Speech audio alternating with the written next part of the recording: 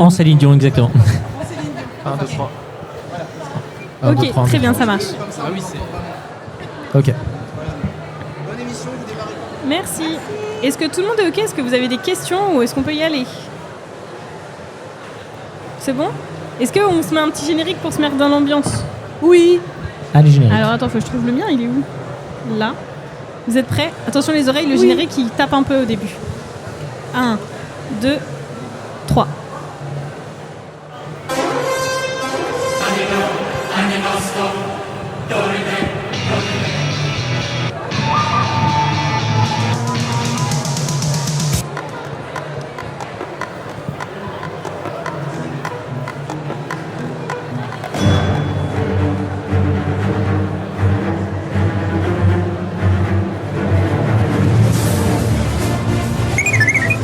Watch me, pretty woman, walking down the street.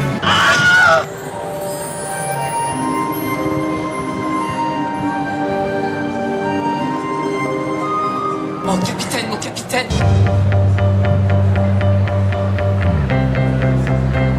Petite Suisse, petite Suisse. Mais les petites Suisses ne répondent pas.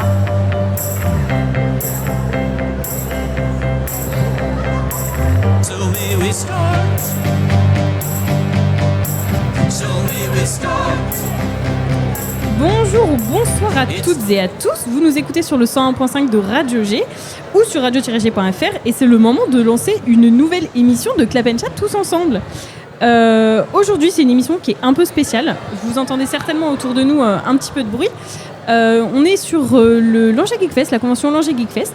On enregistre cette émission spéciale là-bas aujourd'hui. Donc j'ai un peu quasiment toute ma clique avec moi et une super invitée. On en reparlera. On est ensemble pour 1 heure et je ne vais pas vous mentir, je suis très très contente d'être là. Je n'ai pas l'habitude de faire ce genre de choses, donc je suis très contente. Aujourd'hui avec moi dans ma team, j'ai Laure, Camille, Kevin et Cédric. Bonjour. Merci à vous d'être là, je suis très contente. On embrasse Edgar qui n'a pas pu venir, mais qu'on pense fort à lui. Et nous avons aussi une invitée exceptionnelle aujourd'hui. Incroyable. Puisque nous avons... Oui, merci Kevin. Il commence déjà ses interruptions, là, c'est insupportable. Non, merci beaucoup Kevin, effectivement une invitée incroyable. Katchan qui est championne du monde, c'est ça, si je ne dis pas de bêtises, de cosplay. Ah oui, je suis championne du monde récemment depuis lundi. Ok. Et je suis Félicitations. championne de France aussi de cosplay 2025. Ok, super. Et ben félicitations, Camille a raison, bravo. Pour celui qui nous écoute d'habitude, du coup, vous avez vu que nous sommes quasiment au complet. Et qui dit émission spéciale dit forcément qu'on va avoir des interviews un peu exclusives, notamment avec notre super invité Katchan. Comment vous vous sentez sur cette un peu première fois où on est quand même à Langeais Geek Fest? On a un petit peu de public quand même. Donc comment vous vous sentez? Est-ce que ça va? On n'a pas l'habitude de ce genre d'exercice. On est en ligne, c'est un peu étrange. Je sens que je vais avoir un petit torticolis à la fin de l'émission. Ouais, c'est ça. D'habitude, on est en rond dans le studio. Là, effectivement, c'est une grande table en ligne. On est aussi filmé et ce sera rediffusé, bien sûr, au moment où vous écoutez votre émission dans votre voiture sur Radio G. C'est rediffusé en direct sur YouTube. Donc vous pouvez nous voir effectivement sur cette grande tablée en ligne. Et émission d'1 heure. Émission d'une heure, ouais, je dis émission d'une heure, ouais. Un peu stressant quand même. T'es pas la seule, t'inquiète pas. On est tous un peu stressés. Mais donc, on revient à notre émission et au programme du jour, je ne suis plus du tout mon conducteur. Ça y est, j'ai lâché, ça fait déjà 2 minutes, j'ai lâché mon conducteur. Sur le programme de l'émission, on va parler donc de 2 films. Un qui est actuellement en salle, The Drama, et un autre qu'on a vu en avant-première pour vous, c'est le nouveau Tolenado Nakash, Juste une illusion. On l'a vu en avant-première il y a quelques semaines au Pâté et on vous en parlera parce qu'il sort cette semaine. À l'heure où vous écoutez chez vous Radio G, il est sorti aujourd'hui même. Donc on en parlera un petit peu. Et puis on aura un entretien, une interview exclusive de Katchan qui nous fait l'honneur et le plaisir de nous rejoindre sur cette émission. Merci beaucoup encore. Le programme est posé, j'ai beaucoup parlé pour cette intro. Restez bien sur le 101.5 FM parce qu'il est grand temps de vous dire que Clap & Chat épisode 15, c'est parti. Moteur. Action. Clap & Chat sur Radio G. 101.5 FM. Et donc, comme je l'ai dit, pour commencer un peu à parler de cinéma, on va parler d'un événement des dernières semaines. On a vu la promo un peu partout. Les acteurs principaux américains et anglais sont venus en France nous présenter le film dans plusieurs médias. Vous avez bien entendu ce que j'ai dit tout à l'heure. On va parler du film The Drama, la comédie dramatico-romantique, si je peux l'appeler comme ça, portée par le duo Zendaya et Pattinson, qui est sorti ce 1er avril, il y a la semaine dernière, à 15 jours même maintenant. Autour de la table, on est plusieurs à l'avoir vu au cinéma, mais avant d'en discuter tous ensemble, je vais resituer un petit peu le film. On est à une semaine avant le mariage de Emma et Charlie, qui est un couple harmonieux et à l'apparence un peu parfaite, et ils se décident à jouer à un jeu assez terrible, se révéler la pire chose qu'ils ont fait de leur vie. Voilà. Le speech, c'est ça, et Emma va lâcher une grosse bombe qui va créer The Drama. Voilà, avec mon magnifique accent que vous avez l'habitude d'entendre maintenant. Autour de la table, qu'est-ce qu'on a pensé de ce film The Drama ? Alors moi, je vais commencer. Vas-y Camille, je t'en prie. En fait, quand j'ai vu la bande-annonce, j'avais beaucoup d'attentes, en fait, parce qu'ils disent pas ce que c'est, la bombe qu'elle va lâcher. Et donc, j'avais très très envie de savoir ce que c'était. Et j'ai bu mon micro, excusez-moi. J'avais le verre dans une main, le micro dans l'autre, j'ai bu mon micro, ça n'a aucun sens. Et donc, effectivement, elle lâche une bombe, on va dire. Et en fait, il y a des choses dans le film qui sont... je sais pas exactement comment dire, mais la bombe est intéressante, etc. Et il y a des choses un peu plus délicates qui arrivent. Ouais. J'essaie de pas spoiler. C'est dur de parler du film sans voilà, spoiler. C'est ça. Et en fait, il y a des choses qui sont, pour moi, plus graves, entre guillemets, qui arrivent. Et en fait... Mais je pense que c'est aussi le propos du film. Hein. Je l'ai vécu aussi, ça, comme toi. Je pense que c'est le propos du film, c'est qu'il y a un drama on va en créer un autre et tout ça. Et c'est vraiment la semaine de mariage qui est The Drama, quoi.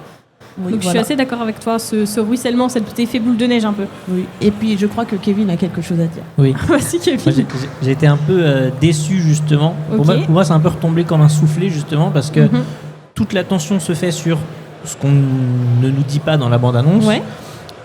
Alors qu'en fait, pour moi, c'est pas la chose la plus dramatique, importante, la plus importante entre les 4 personnages qu'on voit dans la bande-annonce.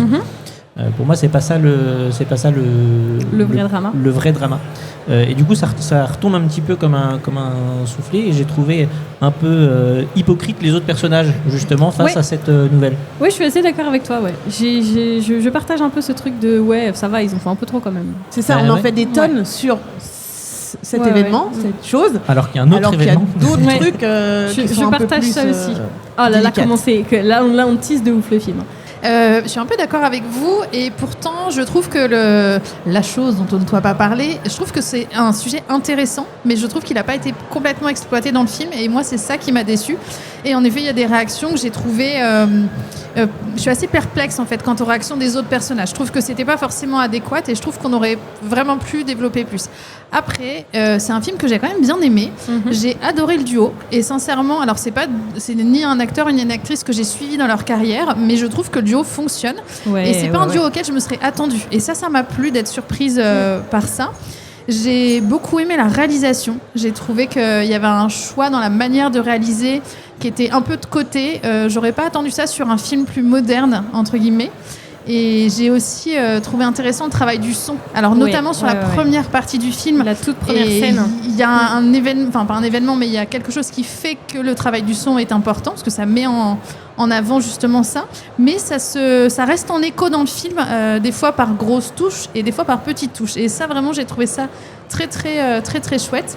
Et puis un travail de décor qui reste simple dans le sens où c'est pas un film de costume ou d'époque, mais les décors, je trouve, sont bien faits. Ça reste naturel, entre guillemets, on les voit pas parce que ça fait partie du film, et je pense que s'ils n'avaient pas été bien travaillés, ce serait revenu différemment. Donc je suis d'accord avec vous sur... voilà, on fait tout un pataquès de quelque chose qui finalement peut-être tombe un peu en soufflé, mais il y a des choses très intéressantes quand même dans le reste du film. Et je te rejoins notamment sur les décors et les costumes. Tout est dans la subtilité des décors et des costumes, ce qui laisse pleinement la place à l'acting. Et ça, moi, j'ai beaucoup aimé. Je suis d'accord. Je l'ai ressenti comme ça, notamment. Ouais. Et d'ailleurs, je voudrais vivre dans le même appartement, d'ailleurs. Petit aparté. On ne sait même pas trop ce qu'ils font comme taf, mais l'appart est fou. Cédric, tu peux réessayer ton micro, voir 1, 2, 3. Vas-y, ok, ça a l'air de fonctionner. On t'écoute. Oui, donc moi j'étais complètement... j'ai adoré, j'ai vraiment adoré. Et je pense qu'il fallait le voir sur pas que le gros problème, le gros drama. Je pense que c'était surtout l'aspect global. Il y a une espèce de comment on pourrait dire ça ? tout l'aspect psychologique dans une vie. Certains vont... Ouais, c'est hyper dur d'expliquer sans spoiler. Le drama, au final, c'est elle qui a psychologiquement qui est la plus saine, on va dire ça comme ça, presque, comparée aux autres, qui finalement ont vécu moins de drama peut-être dans leur jeunesse, mais finalement sont un peu plus sensibles dès qu'on va leur parler de choses ou alors ce qu'ils vont vivre dans le... C'est compliqué à expliquer, c'est pas clair. Non mais moi je comprends ce que tu veux dire, je vais essayer de résumer parce qu'effectivement c'est un peu complexe sans spoiler, mais en gros ce que tu veux dire c'est que elle, du coup, elle a passé ce drame, on parle de la pire chose qu'elle a fait de sa vie, donc c'est quand même important. C'est ça. Et elle a assimilé ce truc, elle est passée à autre chose et tout ça, et eux restent bloqués comme si on y était encore en fait. C'est ça. Donc ils parlent même à un moment d'appeler les flics, ce qui n'a absolument aucun sens puisque c'est passé depuis des années et des années quoi. C'est ça. Donc ouais. À savoir que, alors je vais pas spoiler, mais c'est quand même quelque chose aux États-Unis que nous en Europe on n'a pas, enfin on a très peu. Et chez vous. Non mais j'ai trouvé ça. Non mais je pense le que propos politique de ça est hyper important. Moi j'ai adoré ce moi truc. j'étais frustrée que du coup j'ai trouvé que le sujet n'était pas finalement assez traité, assez étudié, alors que comme dit Seth, du coup le fait que ça reste d'actualité, c'est hyper intéressant à la base. L'idée elle était vraiment bonne en fait. Mais moi j'ai bien aimé comment ça avait été amené, j'ai bien aimé aussi le traitement que ça a eu. Effectivement ça aurait pu aller plus loin.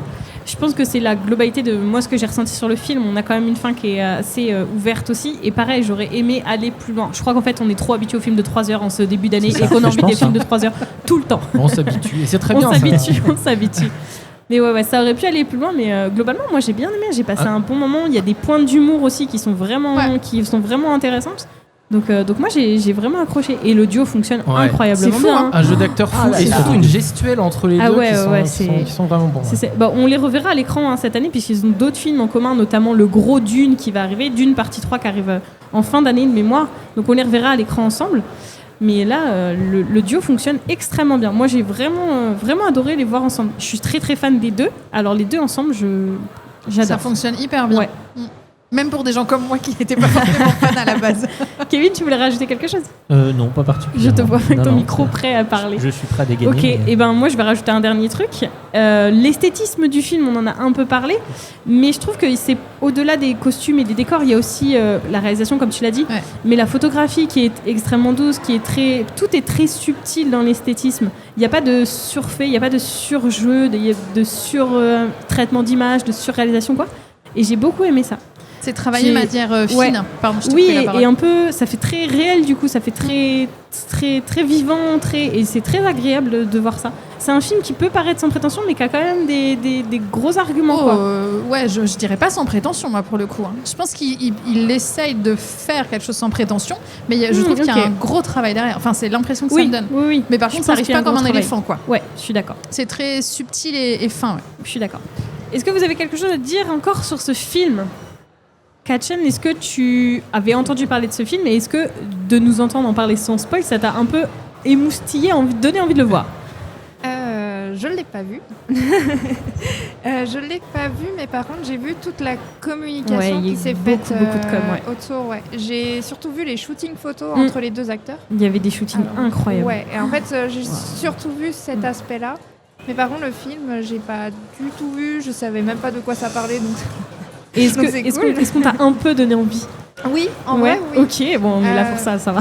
Par contre, ce qui me fait peur, c'est vraiment le côté où ils en font peut-être trop de ce que j'ai compris sur un sujet, alors qu'il y a plein de choses à côté qui sont intéressantes. C'est ça, c'est vraiment cet effet boule de neige elle va déclencher un drama, mais du coup, ça va remettre en question plein de choses dans leur cocon familial et amical, qui du coup va créer d'autres dramas, etc. Oui, de toute façon, on le comprend dans le trailer que ce drama qui est Balance, il y a tout ça remet en perspective le mariage, enfin la suite, quoi. Mais c'est hyper intéressant. Moi, j'ai beaucoup aimé ce film-là. Voilà.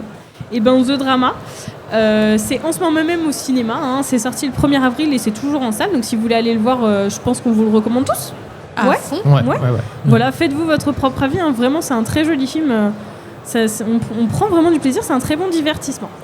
Dans quelques instants, du coup, on va discuter plus profondément avec Kachan de sa vie de cosplayeuse. Mais juste avant, on va parler d'un autre film, un film français cette fois, le duo iconique de Eric Toledano et de Olivier Nakache revient.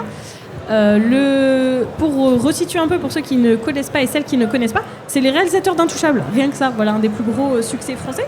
Et donc ils reviennent en salle le 15 avril avec un film porté par Camille Cotin, Louis Garrel et le fraîchement césarisé qu'on aime beaucoup ici, Pierre Lotin. On aime beaucoup Camille Cotin aussi, je le dis parce que Kevin sinon il va me taper sur les doigts. Donc voilà, un casting qu'on aime beaucoup. Le film n'est pas encore sorti, comme je vous l'ai dit tout à l'heure. Il sort mercredi, donc à l'heure où on enregistre cette émission, c'est dans quelques jours. Et à l'heure où vous écoutez, vous, sur Radio G, le 101.5 FM ou sur radio-g.fr, c'est aujourd'hui même, donc vous pouvez le voir en salle dès aujourd'hui. Je vais aussi resituer un petit peu le film. Pour ceux qui nous écoutent sur Radio G, je disais le nouveau film de Olivier Nakache qui est venu, je vais retrouver ma phrase dans le bornord, ce sera plus facile à comprendre. Olivier Nakache est venu nous présenter le film au Pâté Angers il y a quelques semaines. On a pu en discuter même après avec lui avec une petite FAQ, c'était hyper intéressant. Et pour vous donner un peu le speech du film et vous le présenter, on est à peu près au milieu des années 80, dans une famille tout à fait modeste, et tout s'apprête à changer dans cette famille. Les rôles des parents, avec l'évolution du rôle de la femme notamment, mais aussi des enfants qui évoluent, qui grandissent, l'adolescence, etc. On assiste à cette métamorphose avec beaucoup d'humour et de dérision, et franchement c'est vraiment pas mal. Qu'est-ce qu'on en a pensé autour de la table ? On était moins à l'avoir vu, il y a Kevin et Laure de mémoire qui l'ont vu ? Oui. Tout à fait. Qu'est-ce que vous en avez pensé ? Moi, j'ai vraiment adoré le voir en avant-première, à tel point que je vais retourner le voir à sa sortie. Ça pose un petit peu les choses, mais j'ai vraiment été très agréablement surpris de retrouver Toledano Nakache dans ce film-là, parce que j'avais été un peu déçu de leur précédent film. Une année difficile avec Jonathan Cohen notamment, qui m'avait un peu laissé sur ma faim. Là, je trouve qu'ils ont retrouvé un petit peu la recette qui fait que ça marche vraiment bien. Ils filment très bien la famille aussi, les relations, et comme c'est beaucoup empreint de leurs expériences et de leur enfance, ça se sent, c'est presque hyper personnel, c'est pas une biographie, mais... Quand Eric Toledano est venu nous en parler, il était très très ému d'ailleurs de nous en parler. C'était une des premières avant-premières qu'il faisait, beaucoup de premières dans cette phrase. Et il était très ému de nous dire qu'effectivement il y avait beaucoup de lui, que ça faisait vraiment écho à son enfance, et on le voyait qui était vraiment épris d'émotions. Donc oui, c'est un film qui est beaucoup plus personnel que les autres, de ses dires en tout cas. Oui, en effet, très clairement, c'est le cas et ça ressort énormément dans le film. Moi, ce que j'ai bien aimé sur ce film-là, c'est qu'on peut se projeter assez facilement et sur plusieurs générations. C'est-à-dire à la fois les personnes qui sont nées dans les années 70-80.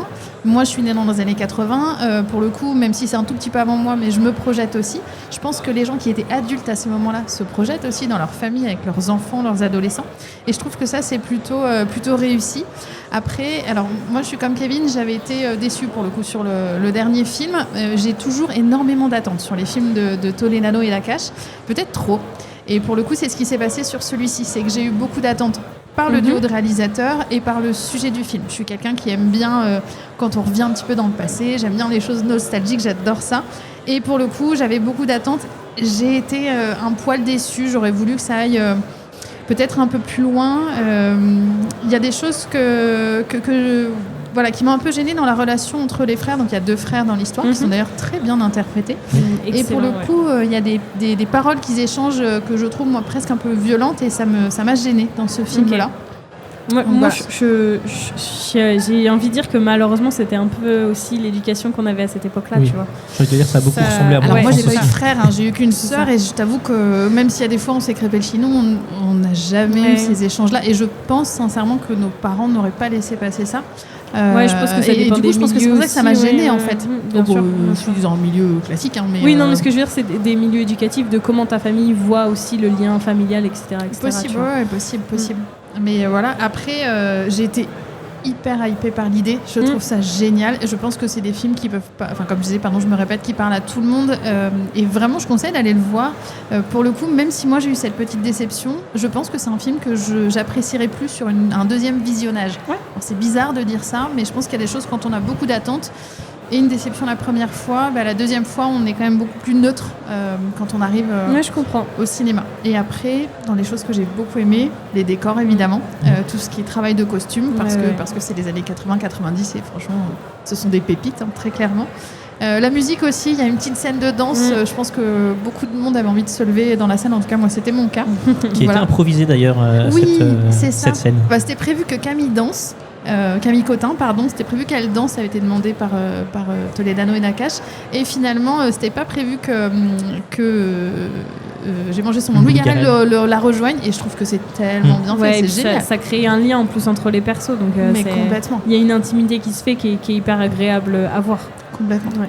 Vas-y Kevin, tu voulais rajouter quelque chose donc le film, je vous l'ai dit, j'ai beaucoup aimé et en ce moment je regarde beaucoup aussi ce qui se passe autour du film. J'avais parlé quand on a évoqué Damnet le fait que le sous-titrage avait été fait avec une police à sérif, etc. Donc qui donnait un petit peu un caractère à ça. D'ailleurs, on avait parlé Damnet dans l'émission et le podcast est à retrouver sur radio-g.fr. Merci. Petite pub. Et là cette fois-ci c'est la période très pénible au début du film où il y a les logos de tous les distributeurs. Oui, tout à fait. Qui a été très travaillé là aussi pour ce film, Juste une illusion. En mode années 80. En mode années 80, justement, donc avec des vieux logos, etc. Donc même ça, c'est agréable à regarder dans ce film. C'est génial, c'est vrai, des choses comme ça. Ça rend le truc immersif, quoi. Ouais. C'est ça. Ça nous plonge tout de suite justement dans l'ambiance des années 80 du film, et je pense que ça aide effectivement à transmettre cette émotion. Ouais, je partage. Moi, j'avais noté effectivement, comme je rejoins sur le visuel et tout, notamment avec la réalisation et la photographie qui sont hyper solaires. Qui va très bien dans ces teintes un peu orangées, jaunes des années 80, ça marche hyper bien. Et j'avais noté que le film était franchement drôle. C'est drôle, c'est très très drôle. C'est vraiment, on est sur une comédie familiale. Quand je dis familiale, c'est qui traite de la famille. C'est pas pour toute la famille. Oui, j'irai pas le voir avec des petits. Ça. Mais c'est très très très drôle. Justement, parce que moi, la relation entre les deux frères, moi j'ai trouvé ça très drôle. Par exemple.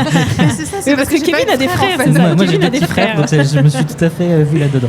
Ok, bon, mais en plus, t'es né dans les années 80 ? Non, je suis né un peu plus tard, mais. Bon, ok, nous n'en saurons pas plus sur l'âge de Kevin. Il a 5 ans et demi. Il a déjà mué. Oui. Non, mais oui, je vous rejoins là-dessus. Et du coup, pour le coup, puisque tu parles de muet, on va parler évolution. Moi, j'ai trouvé que les personnages évoluaient vraiment, avaient une vraie constante, avec une vraie écriture de personnages qui grandissent, qui évoluent, qui changent, etc. Et j'ai trouvé ça très agréable aussi de voir vraiment une belle écriture de personnages.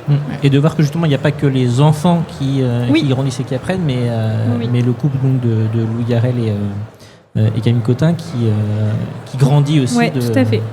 De cette expérience. C'est pour ça que je pense qu'il peut se voir à plusieurs niveaux ce film-là. Et tu vois, on parlait de leur couple, le fait que le thème du chômage soit abordé et du fait de l'homme et de l'évolution du travail chez la femme. Franchement, ça fait un peu redondant quand je dis ça, mais un ronron plutôt. Mais franchement, je trouve ça hyper intéressant et pour le coup bien fait. C'est un angle du film et qui est plutôt pas mal. Et puis c'est intéressant. Et puis bon, on n'est pas dans la même situation, mais ça peut faire écho aussi aux évolutions qu'on voit aujourd'hui, et aux personnes qui sont contre ces évolutions-là, etc. Là, c'est beaucoup plus léger, on va dire, traité beaucoup plus léger parce que ça reste une comédie. Mais oui, je suis tout à fait d'accord avec toi. Et je voulais juste rappeler le nom des deux jeunes, des deux frères, Simon Boublil et Alexis, j'espère que je le prononce bien, Alexis Rosenstiel. Simon Boublil, on en avait parlé il n'y a pas longtemps, puisqu'on l'avait vu dans j'ai perdu le nom, de l'autre film qu'on a vu en avant-première, aussi avec Pierre Lotin. Ce qui compte, pardon. Voilà. Eh ben non, c'est pas Simon, c'est l'autre. Oui, c'est Alexis Rosenstiel. J'ai eu un doute. Et ben voilà. Et ben Alexis, on l'avait vu dans ce film-là, qui était aussi en duo avec Pierre Lotin, et je pense que c'est un acteur qu'on va pouvoir suivre sur plusieurs années parce qu'il est vraiment phrase bien. De vieux, mais je pense que tu as totalement raison. Bah oui, moi je suis dans les 90, je suis pas. Non, mais c'est vrai, ça fait phrase. Non, mais oui. Mais les deux, je trouve que Simon est vraiment très très bien aussi, et j'espère sincèrement que c'est deux acteurs qu'on va revoir dans les années à venir. Je pense. Là, vraiment, ils sortent. Il y a eu 2 films coup sur coup qui sortaient avec Pierre Lotin et avec Alexis, mais je pense que. Et Pierre Lotin aussi, on aime bien le voir dans Pierre Lotin, on l'aime beaucoup ici. On en avait déjà parlé et on en reparlera. Vraiment, c'est un acteur qu'on aime suivre, qu'on aime voir l'évolution, qu'on aime voir les différents personnages qu'il incarne, parce qu'il a un catalogue de personnages qui est assez fou. Donc on aime suivre cet acteur aussi. Très, et très bonne Cotin, bien sûr. C'est que des gens qu'on aime bien dans ce film. En fait. Franchement, j'avoue que le casting, il est quand même assez pépite. Il est pépite et il fonctionne bien. Parce que des fois, tu as un super bon casting et tu sens que le lien se fait pas entre les personnages. Et là, sincèrement, ça se fait entre les personnages et je suppose que ça s'est fait entre les acteurs et actrices sur le tournage. Mais même le lien Lou Garrel et Pierre Lotin, qu'on voit un peu moins, qu'on voit plus sur la fin du film, il est vraiment, il y a vraiment un truc qui bien fonctionne choisi, bien. Ouais. Ça marche très très bien. Donc non, ce casting est top. Ouais, vous avez compris, on valide. Ouais, c'est ça. On valide. Ça sort mercredi, donc ça sort aujourd'hui même si vous nous écoutez sur Radio G. Si vous nous écoutez à l'Angers Geek Fest, et ben ça sort mercredi dans quelques jours. Et allez le voir, franchement, c'est cool. Ouais. Oui. Juste une illusion, voilà. Le nouveau film de Tony Lado et La Cache. Est-ce qu'on t'a donné envie d'aller le voir un peu, Katchan? Elle va repartir ici, elle va avoir 12 000 envies de cinéma. On va te faire une petite liste. Ça m'a donné plus envie que drama. Ok, parce qu'on peut plus en parler sans spoil. C'est plus facile. C'est peut-être ça, oui, ouais. C'est peut-être ça. Non, franchement, c'est un super film. On vous le conseille. Donc je le rappelle, là je l'ai dit mais je le redis encore une fois, on est au cœur de l'Angers Geek Fest, on fait une émission spéciale et on a justement une invitée spéciale qui est Katchan, que vous venez d'entendre, qui est championne de France et récemment du monde de cosplay. Wow. Ah, j'aime bien ces trop contents et contentes. Mais oui, moi je suis trop contente de l'avoir. Mais oui. Si jamais vous avez des questions dans le public, vous allez pouvoir en poser. Nous on va en poser aussi, on en a plusieurs. Tout d'abord, merci encore Katchan d'être avec nous. Vraiment, ça nous fait très plaisir de te recevoir. Je vais commencer par te présenter pour celles et ceux qui ne te connaissent pas. Et je vais te présenter toi et je laisserai Laure avec une question sur le cosplay sur toi. Moi, j'avais préparé un petit speech, mais tu verras. Ça marche. Je vais y arriver, pardon. Tu es cosplayeuse depuis plus de 10 ans maintenant, quasiment 10 ans. Oui. Tu as dans ton catalogue beaucoup de personnages comme par exemple Jinx de Arcane, Ellie de The Last of Us ou encore Daenerys Targaryen pour les plus connus, mais bien sûr il y en a d'autres. Et récemment, donc on l'a dit, tu as gagné l'année dernière le championnat de France de cosplay et ce week-end le championnat du monde. Ouais, c'était en Suisse. Et tu as gagné du coup avec le cosplay de Clair Obscur que tu as là aujourd'hui sur toi, c'est ça? Oui, c'est celui-là. Voilà. Donc c'est un peu compliqué à le détailler, mais ça fait un peu armure. Ceux qui ont vu la vidéo comprendront, je pense. C'est un mélange fantasy, mais réaliste aussi. Bon, en tout cas, le travail est très joli. Il y a un travail sur le tissu qui est magnifique. Moi, elle est à côté. Je suis impressionnée par les reflets, le travail de matification. Ça ne se dit pas. Vraiment, c'est sublime. Merci beaucoup. Et alors moi je voulais refaire un point pour celles qui nous écoutent et qui ne savent pas ce que c'est le cosplay. Là, au cœur de l'Angers Geek Fest, clairement il y en a un peu toutes les 2 mètres, donc on sait ce que c'est. Mais pour ceux qui nous écoutent confortablement chez eux ou dans leur voiture, c'est pas forcément évident. Donc au lieu de moi donner ma définition, je vais te laisser toi donner ta définition et on va voir si c'est cohérent avec ce que moi j'avais prévu de dire. Ça marche. Vas-y, on t'écoute. Alors il faut savoir que comme ça fait plus de 10 ans que je fais du cosplay, ça a évolué. C'est que maintenant ça prend plusieurs chemins différents, mais pour rester général, le cosplay c'est quoi? C'est interpréter un personnage fictif avec du costume et du playing, donc du roleplay. Et ça peut toucher jeux vidéo, séries, livres, ça peut toucher en fait toutes les œuvres à partir du moment où il y a des personnages. Ça peut toucher le cinéma. Il y en a. Donc voilà, globalement en général c'est comme ça, puis ça a évolué aussi avec le temps. Maintenant il y a plein de petites pistes un peu partout. Ouais. Moi j'avais littéralement marqué, c'est l'art de se transformer en un personnage et de l'incarner. On est pas mal. Moi, je vais commencer par une première question. Là, du coup, tu as gagné 2 prix très récemment, un l'année dernière et un cette année. Là, bientôt. Félicitations déjà. Et qu'est-ce que ça fait après 10 ans de cosplay? Qu'est-ce que ça représente pour toi, ces prix? Beaucoup de choses. Pourquoi? Parce que de base, moi, quand j'ai fait le cosplay, c'était pour échapper en quelque sorte à la réalité. Voilà, je ne vais pas rentrer dans le personnel, mais globalement, ça allait pas. Et en fait, je trouvais une sorte de porte de sortie avec le cosplay. Ouais, c'était vraiment de façon à faire mon art. Et en fait, avoir ces 2 prix-là, ça a été un bouleversement de confiance en moi. Ouais. Parce qu'en fait, avant ça, j'avais vraiment aucune confiance. Et du coup, ça a créé vraiment une certaine confiance, une claque dans la figure, comme on peut dire. Mais parce que ça fait 10 ans que j'en fais et que je fais pas potentiellement beaucoup de concours, mais De base, quand je vais sur scène, c'est vraiment pour partager ma passion et pour avoir une connexion avec le public. Ouais. Mais être récompensé derrière par son travail, c'est encore un level au-dessus. C'est quelque chose que moi, personnellement, j'avais jamais imaginé. Et c'est le fait de se Ça prendre fait du bien l'ego un peu, ouais. un petit peu, j'avoue. Et est-ce qu'il n'y a pas un peu ce truc un peu comme les drag queens de se transformer pour pouvoir s'affirmer et pour pouvoir vivre plus confiance, tu vois, il y a un peu ce truc-là. Sauf que tu incarnes un personnage déjà fait plutôt que les drags qui créent leur propre personnage. Ouais.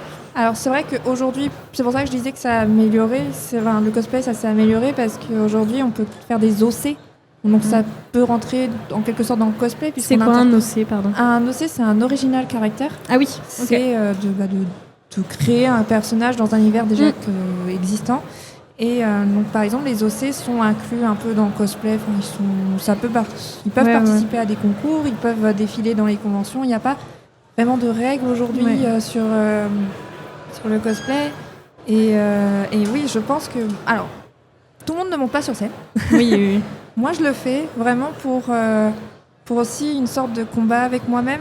Parce que je suis timide en général. Ouais, tu te mets un challenge. Ouais, j'aime bien me mettre des défis, prendre des risques. Et le fait de monter sur scène, de raconter quelque chose et d'avoir les retours derrière, c'est vraiment une connexion avec le public. Et c'est comme les drag queens, c'est du show. Ouais. Et le show... Je précise pour ceux et celles qui nous écoutent et qui ne sont pas familiers, quand on défile, qu'on fait un concours de cosplay, la plupart du temps, arrête-moi si je me trompe parce que tu es beaucoup plus pro que moi, j'ai que des très très bases en cosplay. C'est pas juste un défilé comme on peut voir un défilé de mode, c'est vraiment une incarnation avec une mise en scène et toute une représentation du personnage dans le jeu, etc. D'accord là-dessus? C'est ça. En fait, ça dépend aussi des concours, mais globalement, en général, ça va être ce type de concours-là, mais il va y avoir des défilés, un peu comme du Calt Walk, je crois qu'on dit comme ça, mais c'est vraiment juste défilé, c'est ça, passer sans vraiment de mise en scène. Après, il y a des concours où c'est seulement prestations, c'est seulement costumes, il y en a tellement des différents, mais principalement, oui, c'est ça, c'est vraiment interpréter un personnage sur scène. Que ce soit, alors, on dit que le cosplay, ça a plusieurs métiers, mais ça a plusieurs métiers au niveau du costume et aussi au niveau de la scène, puisqu'on est directeur artistique, on est voice actor, on est dessinateur. On en reparlera de toutes tes étiquettes. Avant, je voulais juste, pour faire un peu un parallèle avec l'Angers Geek Fest, la majorité des cosplays, à part les OC comme tu disais, viennent de la culture pop, du cinéma, des jeux vidéo, etc. Toi, comment tu fais pour choisir un personnage? À quel moment tu te dis, quand tu vois un jeu ou un film, je veux incarner lui? Qu'est-ce qui te donne ce déclenchement-là? Clairement, c'est les émotions que je ressens avec le personnage. C'est un peu comme vous quand vous regardez un film. Souvent, il y a des personnages qui vont plus vous parler que d'autres. C'est la même chose pour moi, sauf que j'ai envie d'aller plus loin. Pardon. Vas-y, c'est pas grave. Je reprends de mon week-end en Suisse. Est-ce que tu veux un peu d'eau? Non, ça ira, c'est bon. Merci. C'est gentil. Mais c'est un peu ce sentiment-là, pour vous donner une idée. C'est vraiment que le personnage vous parle et vraiment, sauf que moi je veux aller plus loin, je veux vraiment l'interpréter, je vais voir ses mimiques, je vais l'étudier et surtout que ça va être des personnages, en tout cas pour moi, où je vais retrouver des points communs, des situations que le personnage a vécues, que moi j'arrive à me trouver une similitude avec mon vécu, et ça va être tout... Vraiment, le coup de cœur, c'est... Je vois le personnage, les sentiments, les émotions qu'il me fait ressentir, son vécu, fait que après derrière je vais le cosplayer ou non. Quand tu te sens proche, tu as envie de l'incarner. Ok, je comprends. C'est quoi du coup de la majorité de ce que j'ai vu de ton catalogue de personnages? Tu es beaucoup tourné sur le jeu vidéo et nous on est Mission Cinéma, alors je vais te poser la question, quel est ton rapport au cinéma, Katchan? Justement, c'est peut-être drôle ou non, je sais pas. Mais par exemple, pour mes prestations, je m'inspire énormément du cinéma et des séries, puisque ça a des codes. Par exemple, quel type de musique peut faire sur cette scène-là, du triste par exemple, du violon, du piano. C'est vraiment un peu aussi similaire à du théâtre. Donc mon rapport avec le cinéma, je regarde beaucoup de films, beaucoup de séries. Alors je vais pas dans les fins fonds du cinéma regarder les films. Oui, nous on voit tout. Donc, mais globalement, il y a beaucoup de films qui m'ont marqué. On parlait de Dune par exemple tout à l'heure. Moi personnellement, j'adore Dune aussi. Je suis une très grande pas fan, mais j'adore Dune. T'es cliente. Oui, je suis clairement cliente et il y a plein d'autres films pareils où je suis cliente et genre, là, j'ai pas eu le temps d'en regarder dernièrement, mais dès que j'ai le temps, j'aime trop regarder une série, un film. Est-ce que t'as ce truc un peu comme nous ? Nous, quand on regarde un film, on regarde plus juste un film, on analyse un film. Est-ce que toi, t'as ce truc-là, du coup, quand tu t'inspires de tes mises en scène, enfin pour faire tes mises en scène, du coup, quand tu regardes quelque chose, tu regardes plus vraiment ? Ça dépend si je fais le personnage ou pas. Ok. Parce que, en fait, en premier temps, je veux me laisser emporter par ce que le film veut me raconter. Et ensuite, si là, l'envie de vouloir faire du cosplay est là, je vais re-regarder le film et je vais essayer de le voir d'une autre... T'en imprégner, etc. On est d'accord autour de la table qu'on fait plus juste regarder les films, on analyse nous maintenant. Ouais. C'est dur du coup de se laisser vraiment porter par un film parce qu'on devient de plus en plus critique et un peu chiant, je crois. Mais c'est la passion. Oui, c'est ça. Mais on adore en même temps, on kiffe. Donc toi, du coup, on a dit que ça faisait 10 ans que tu faisais du cosplay. Et pour en revenir à toutes les étiquettes dont tu parlais tout à l'heure, tu utilises plein de techniques différentes.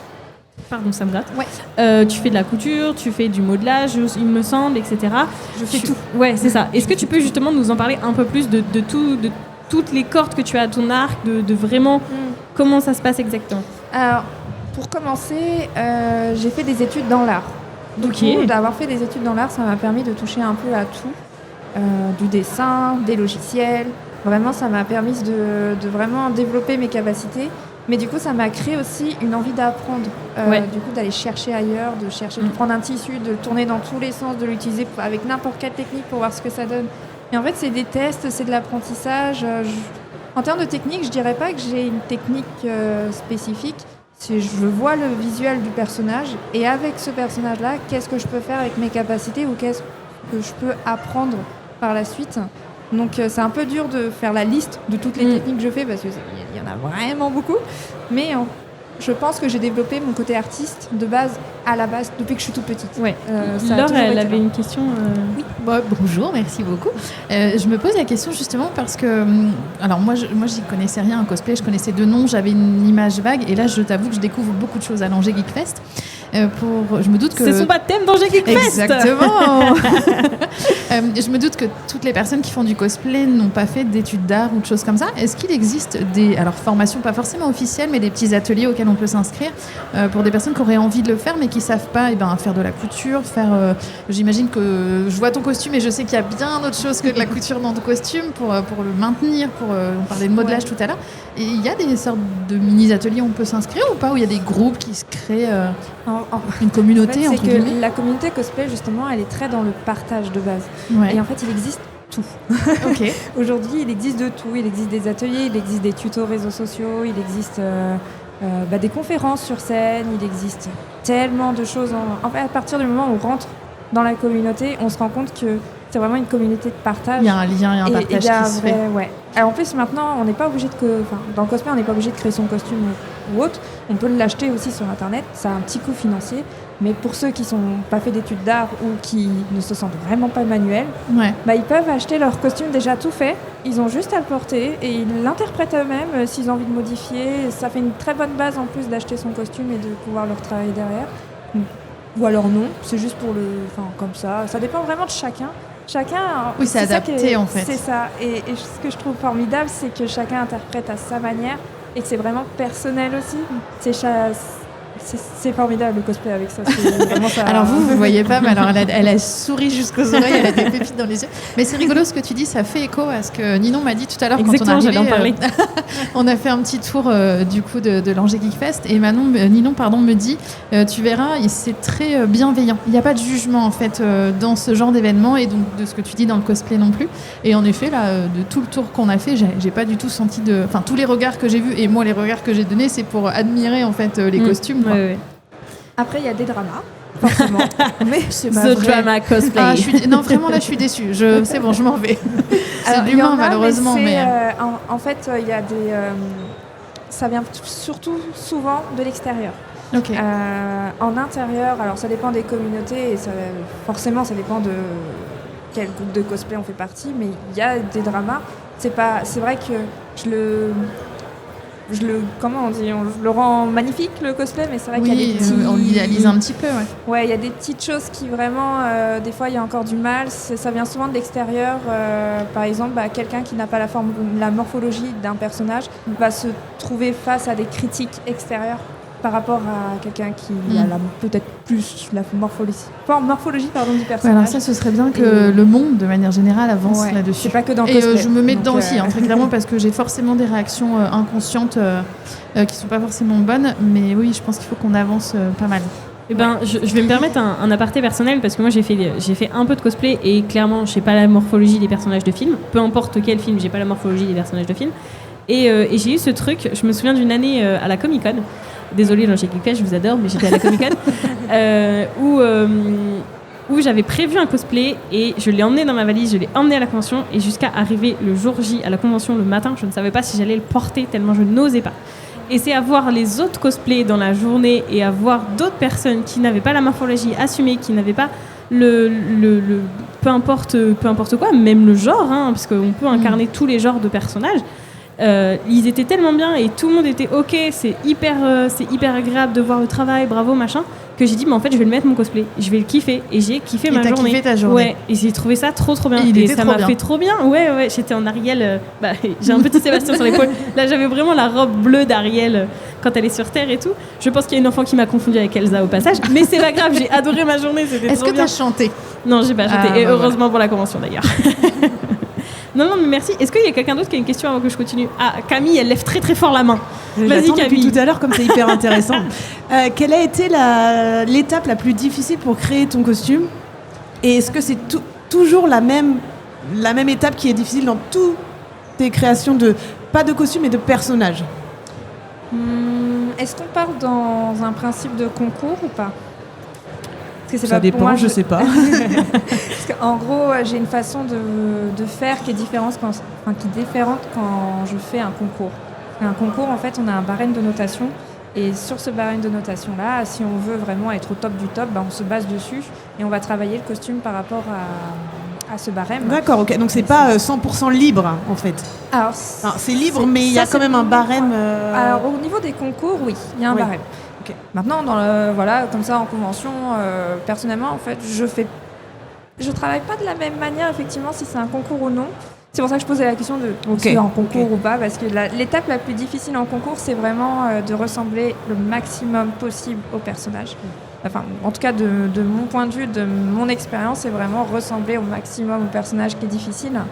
Mais en général, par contre, quand c'est pour me balader hors concours, j'ai des difficultés, mais c'est pas vraiment des difficultés puisque je me mets beaucoup moins la pression. Donc forcément, ça devient plus trop une difficulté puisque j'ai connu une difficulté ailleurs. Ok. Donc je dirais que j'ai pas forcément d'étape difficile à part en concours, c'est le plus dur pour moi. Ok. Et dans tous les personnages que tu as déjà fait, est-ce que tu as un préféré? Ah bah non, c'est dur.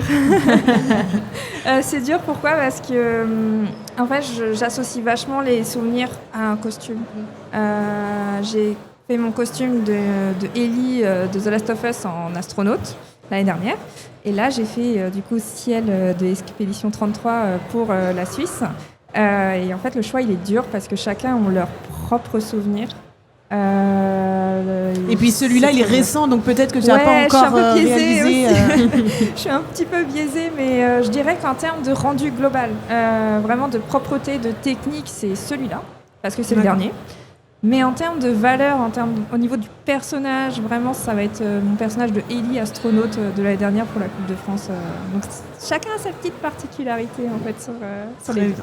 Et tu as mis longtemps à faire ce costume? Ouais, j'ai mis. J'ai commencé en septembre à le faire, donc je l'ai fini là il y a un mois. Donc, ok. Tous les jours, 7 jours sur 7, 24 heures sur 24. Oui. C'est triste parce que c'était sa question. Et du coup. Pardon, excusez-moi. Pour rebondir un peu sur le temps que tu viens de dire, puisque Ced, on en a discuté hier soir en fait, c'est pour ça qu'il m'a posé la question. Là, tu nous as dit que ça avait pris plusieurs mois, mais globalement, sur les autres cosplays, est-ce que tu as une moyenne de temps à nous donner ou des choses comme ça? C'est dur, c'est une question qui est hyper compliquée à quantifier. Ouais, c'est dur parce que j'ai passé 2 ans, voire plus, à faire des concours, des cosplays pour concours. Donc aujourd'hui, je sais pas, avec moins de pression ce que ça pourrait donner en termes de délai, mais celui-là, j'ai mis depuis septembre, et celui que j'avais fait juste avant en astronaute, j'avais mis 4-5 mois. Donc oui, je dirais que ça dépend. Comme j'ai passé ces dernières années en concours, je dirais un peu moins, pour sans pression. Ok. Donc je dirais 3 mois, je fais un costume assez c'est déjà technique. pas mal, hein. C'est déjà pas mal. Tu voulais rajouter un truc, Seth, du coup ? Ouais, une autre question. Du coup, est-ce que c'est toi qui t'obliges à cosplayer du coup des personnages, on va dire, récents, ou c'est le feeling qui fait que t'as vu la série, le jeu vidéo, machin, et au fur et à mesure C'est clairement le feeling. Ok. Par exemple, pour Ciel donc de Clair Obscur, Expédition 33, effectivement, c'est un jeu récent. Mais j'ai eu l'occasion, en fait, j'avais déjà envie de le faire avant de gagner la Coupe de France. Mais quand j'ai été sélectionnée pour la Coupe de Suisse, je me suis dit, quoi de mieux que d'aller représenter un jeu français en Suisse, à Cocorico. Voilà, donc en plus, on a été vachement bien représentés un peu partout dans le monde avec Clair Obscur, donc c'était vraiment chouette. C'était clairement l'occasion d'y aller. En plus, je voulais la faire, donc c'était parfait. Trop bien. Est-ce que il y a un prochain Elle a pas fini, attends, calme-toi. Non, mais est-ce que tu as des idées ou... Oui, j'ai plein d'idées parce que forcément, quand on passe des mois et des mois sur un costume, il y a d'autres idées qui arrivent, sauf qu'on ne peut pas se permettre de sortir de ce projet-là parce que sinon tu prends du retard sur le concours. Donc, ça, c'est mon problème dans la vie de tous les jours, ça. C'est compliqué à gérer, mais oui, j'en ai plein. J'ai du Life is Strange que j'aimerais faire. J'ai surtout... Jeux vidéo aussi, pardon, pour ceux qui nous écoutent. Ah oui, pardon. Et aussi du Red Dead Redemption, qui est du jeu vidéo aussi. Un peu plus ancien, du coup. Oui, mais... Ils vont très bien s'entendre avec Cédric, je crois. On va les laisser parler tous les deux. Si j'en ai plein d'autres. Ok. Trop bien. Hâte de voir ça. Vas-y. Juste pour revenir à la conception des costumes, est-ce qu'il y a des évolutions ? Enfin, je veux dire, il y a une V1, et puis tu vois qu'il y a tel ou tel truc, ça va pas. Est-ce que oui. Okay. Oui, clairement. Et je pense qu'on est tous comme ça. Je pense sincèrement qu'on a notre œil se travaille au fur et à mesure du temps, à force de prendre l'expérience, à force de travailler. Et effectivement, il y a forcément une V1 et une V2. La V2 sera forcément la mieux que la V1. Enfin, moi, je pars de ce principe-là. Mais... Et ça court sur combien de temps à peu près Ça dépend des techniques. Par exemple, sur ce costume-là, j'ai dû travailler plusieurs fois les techniques avant de faire le final. Mais ça s'est fait sur des mois. Donc, ça dépend vraiment du temps que tu mets, je dirais, sur l'évolution que tu veux. D'accord. Mais clairement, oui, il y a clairement une évolution. Et tu arrives à un moment à te dire c'est bon, celle-là c'est la bonne, ou tu te dis quand même la dernière, ça pourrait quand même aller plus loin. Mais tu te stoppes à un moment. En fait, je suis perfectionniste et rien que là, c'est dur. Okay. Parce que forcément, c'est jamais. Oui, non, mais okay. Kevin, tu as pris le micro, j'imagine que tu as quelque chose à rajouter, vas-y, on t'écoute. Oui, parce que donc, je connais Ketchan un petit peu, donc je l'ai vu travailler aussi son costume d'Eli astronaute pour la Coupe de France.